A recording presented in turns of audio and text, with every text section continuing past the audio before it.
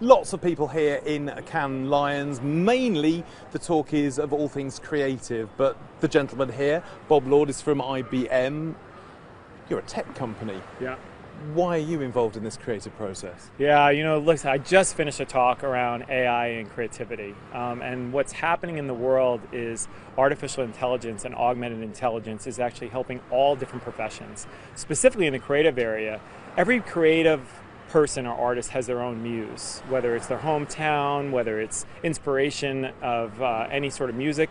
But what's happening is they're starting to use data, and trends in data actually move their creative process along.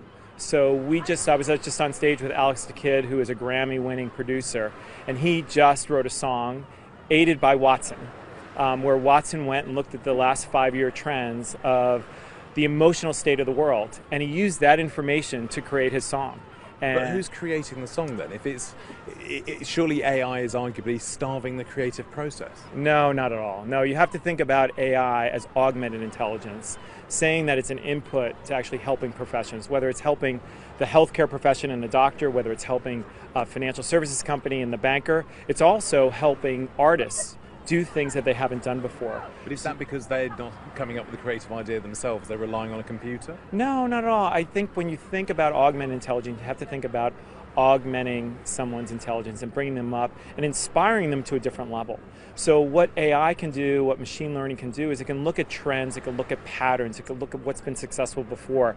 It can understand what the emotional state of sort of society is through what's being talked about online. And as an artist, you can take in that information to push your muse, to take it to a different level. And that's what Alex the Kid has done. That's what Marquez has done. We actually launched a cognitive dress last year at the Met Gala, and they actually created a dress that would turn color based on the mood that was in the audience. So it's a really exciting time, I think, for creativity. Who knows where AI will take creativity, but what I can say is I think we're in the transformational world right now of how does data, how does augmented intelligence impact the creative world? So let's extend that into specifically marketing. Where do you see AI really gaining traction? Is it more than just virtual reality? Is it more than just kind of working with big amounts of data? Yeah, so look, I think the opportunity for media and marketing is we only really have 20% of the world's data available to us, which gives us insight on human beings. And we've come a long way in the last 5 years about using data and getting much more personalized so that I have a better value exchange between you and a brand than ever before. But the reality is we can't get at 80% of the world's data. And 80% of the world's data is mostly dark data, meaning imagery, videos, insights, personality. And what Watson can do is Watson can analyze that dark data and give brands more insight into a consumer so that value exchange can be much more higher value than ever. And I think we're just at the beginning of that journey about how marketing is going to start using artificial intelligence in their creative process and targeting process. What about the privacy issues? People like Morris Levy saying, well, really that data is owned by the consumer.